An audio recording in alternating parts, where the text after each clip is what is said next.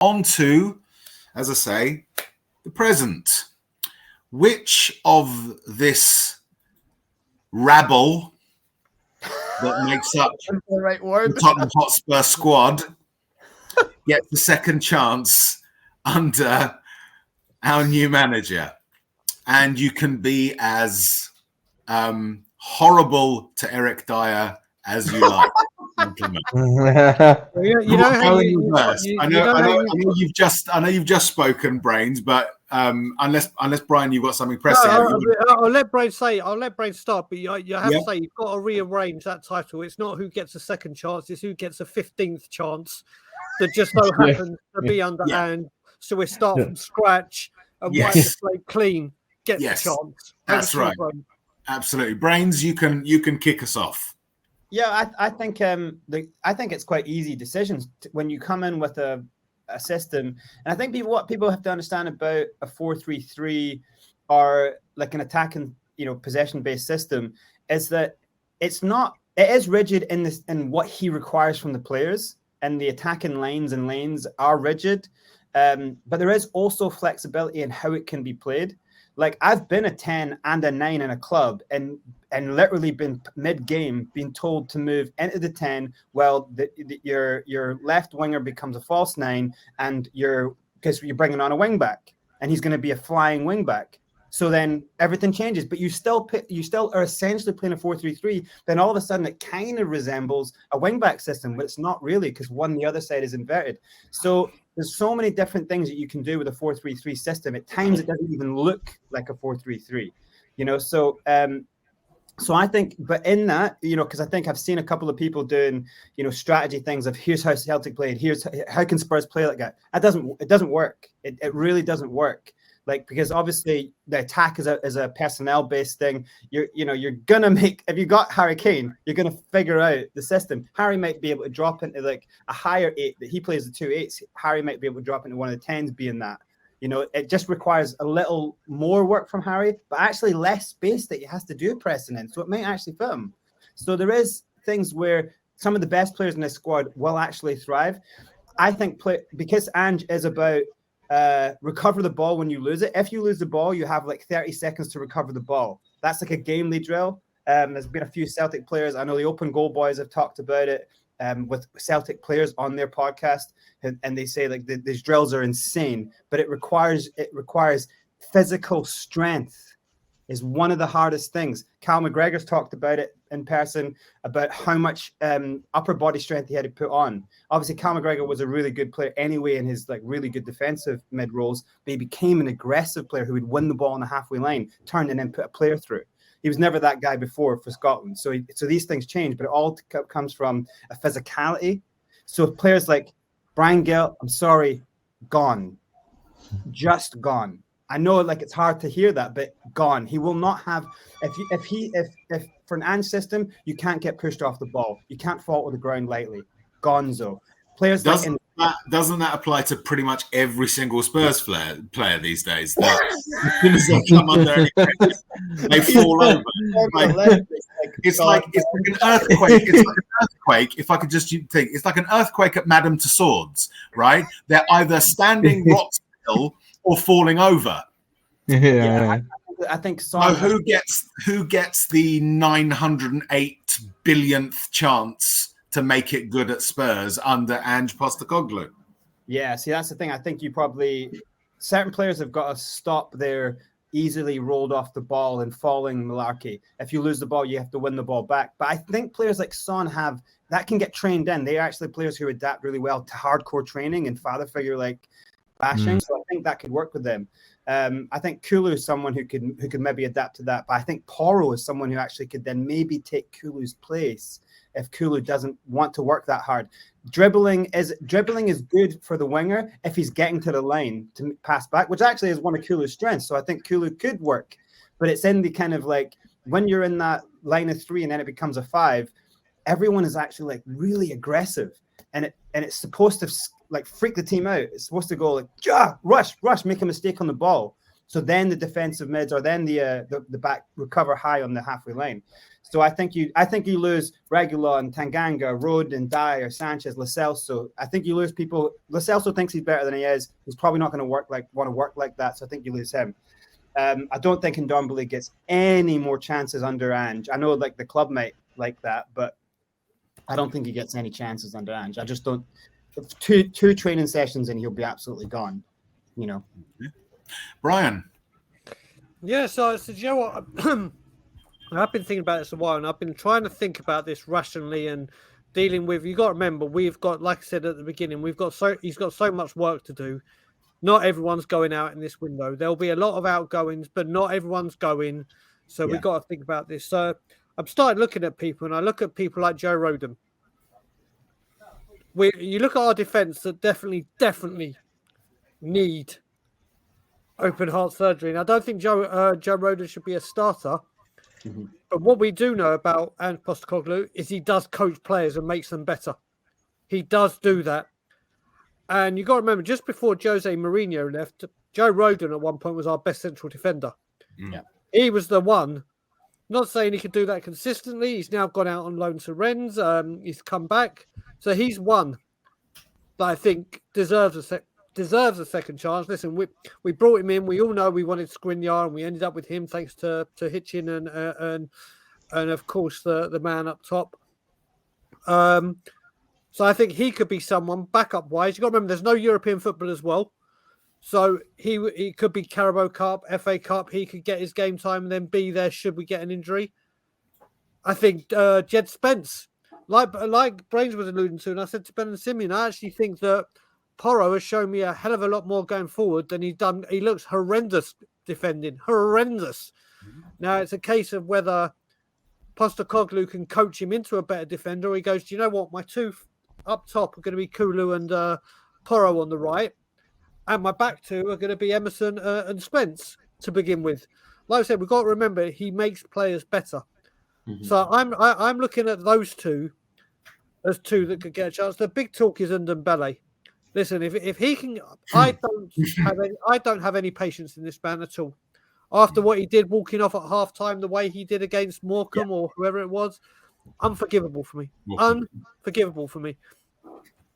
But there's no doubt that this guy is an incredible talent. When he's on it, he is an incredible talent. Unplayable. He was bought by Poch to play front forward attacking football. He left. And since then, we've had managers that do anything but. So could Postecoglou be the one that gets a tune out of him? I don't know. Like I said, I'm backing Ange. So if Ange says this one's getting a second chance, this one's getting a second chance.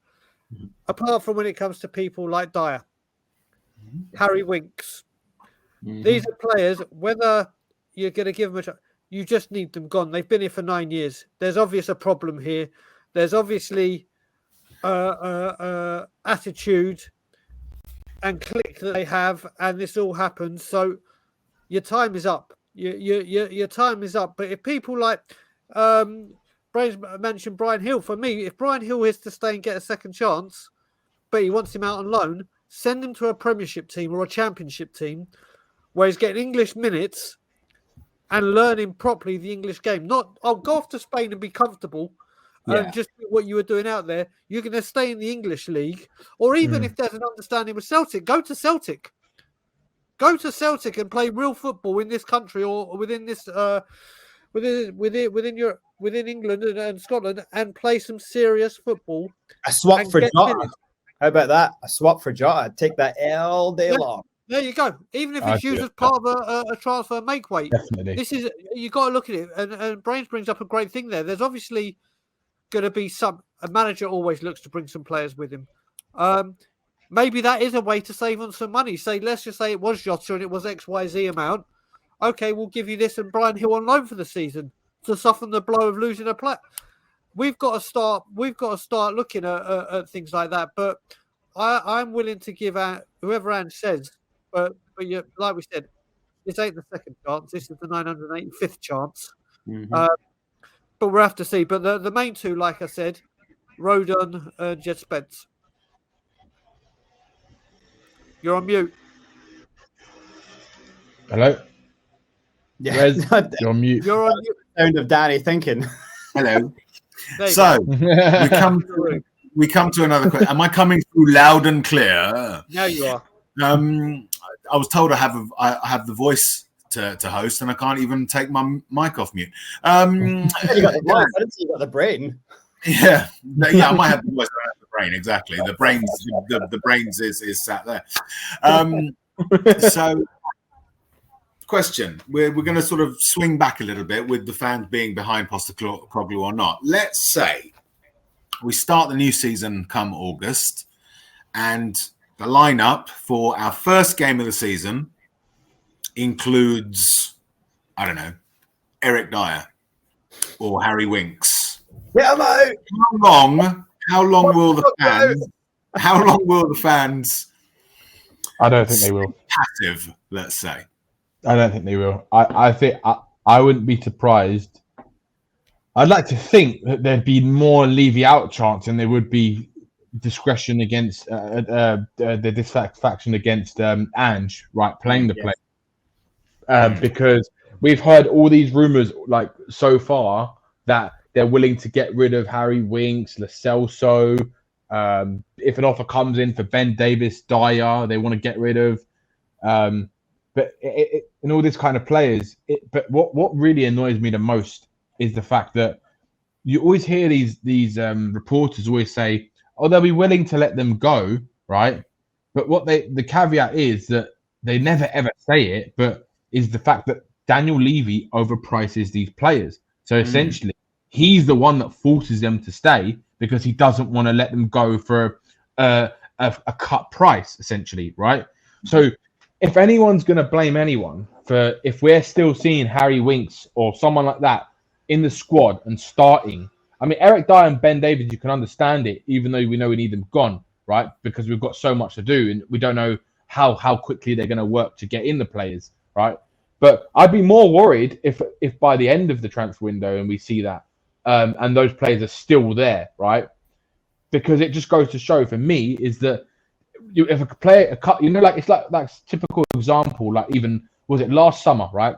Tanganga, AC Milan wanted Tanganga, right? Tottenham wanted them to have an obligational clause in the contract, right? An obligation that after the season they had to pay £20 million. Tottenham was saying no. Tottenham wanted them to have the obligation. AC Milan said no. We want the option to buy, right? Because he's got the injury records. He hasn't really played very well the last few seasons, and all this stuff. Tottenham were just persistent that he's not going anywhere and would rather let him sit on the bench for pretty much the whole season, which is what he has done, right? Than actually say, do you know what? You can have the option to buy because if he does do well, then he'll go to you. And if not, then at least he shows that he's playing consistent football in AC Milan, a Champions League team, right? And that maybe other clubs will look at him and be like, oh, actually, do you know what? There's a punt on him. He's actually done quite well there. Well, he's done all right.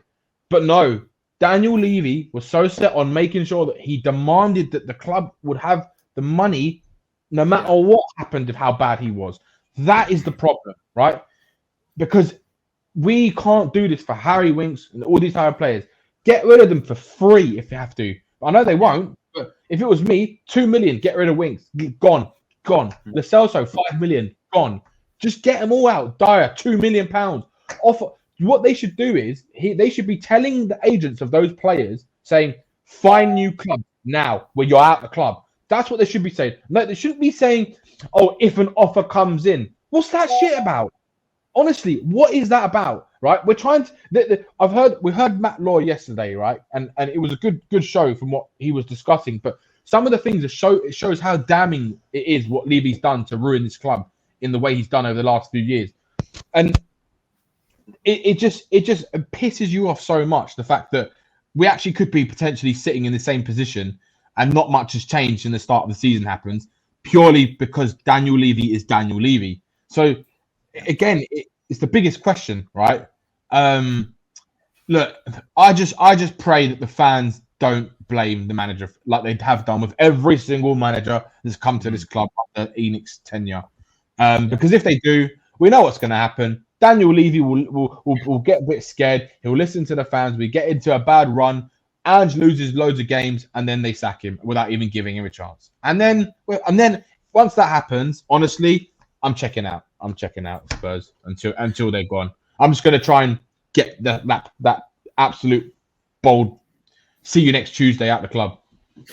Family show, Dan. Family show, and you're not Scottish, so I always went full Scots there. I'm going to throw you gentlemen a curveball, okay? Because when we're talking about second chances, there's a person in the chat who goes by the name of Jay Murray, and he wants to give a particular player a second chance that personally I would love to see being given a second chance. He's left the club, but I would love to see him return because I'm just a bit weird. Discuss who gets a second chance. Can I give Lamela a second chance? Gentlemen. Your thoughts, Brian? Yes, I'll go first. But first of all, someone's watching that. I just need to give a shout out to a very, very good friend of mine, Rachel. Unfortunately, big up Rachel. Sunday, and was rushed to hospital and is waiting on going tests. And she's currently in hospital, being looked after superbly. So I just want to say a very big shout out and get well soon to my sister Rachel. Get well soon, Rachel. That's a big up to her. So Lamela, listen, people know I have a nickname for Lamela, and if anyone has watched the football show The Meme Machine with Vinnie Jones, Lamela is the monk. Film. Lamela is the monk. If you've watched that movie, Eric Lamela. Do you know what? One thing we've lost in the last couple of seasons since he's gone is someone that will run their body through a brick wall. And give absolutely everything to this club. He may not have had a successful season or a successful period, whichever way you want to look at it. But one thing you could never, ever, ever say about Eric Lamela, a bit like Lucas Moura, is they will do anything for this football club. I'm not saying that he would ultimately deserve it, as in for the great, but I can imagine Eric Lamela, if we'd had him in the changing room this season, he'd be one that would raise some hell and say, this is unacceptable. This is Tottenham Hotspur. He's one of the people that I would think would literally call it as it is. I was a fan of Eric Lamela.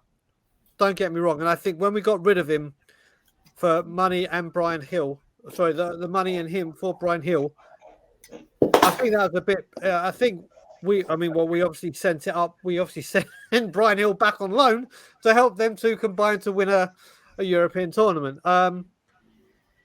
Eric, put it this way: if we're to re-sign him on deadline day and he came back in like that, I'd give him another chance. I don't want it.